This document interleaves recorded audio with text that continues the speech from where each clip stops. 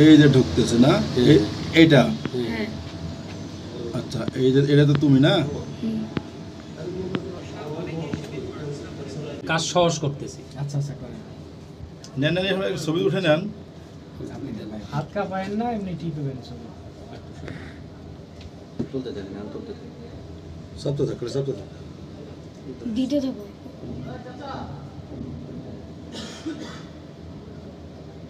ঢাকাতে তথ্য পাওয়ার পরে আমরা ওখানে ইয়াতে পাঠাই, আমাদের অফিসার ফোর্স পাঠানোর পরে আমরা জানতে পারি তারা আসছে এখানে, বাট ওই সময় তারা লুকায় যায় আর কি পাশের বাড়ি বা আশেপাশে কোথাও।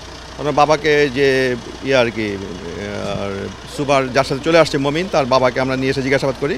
তারপরে একবারে জানতে পারি যে সে এক পাশের বাড়িতে আছে, ওখানে যাই। র্যাবের একটা টিমও ছিল ওখানে, ওরা আগের থেকে কাজ করছিল ইয়ার জন্য। পরে আমরা যৌথভাবে উদ্ধার করি, তারপরে ওখানে জিজ্ঞাসাবাদ করি। ওখানে কিছু আপনাদের সাংবাদিকরাও ছিল, তারা লাইভ প্রোগ্রামও করে। সে বলছে তাদের সাথে বিয়ে শাদী হয় নাই, তাদের সাথে 2 বছর এই টিকটকের মাধ্যমে পরিচয়।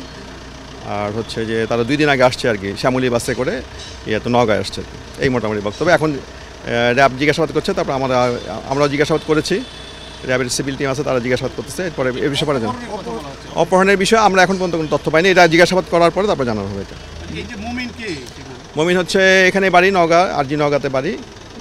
ওরা হচ্ছে ঢাকাতে হচ্ছে সে গুলিস্তানে একটা কাপড়ের দোকানে কাজ করে, 7,000 টাকা বেতন পায়।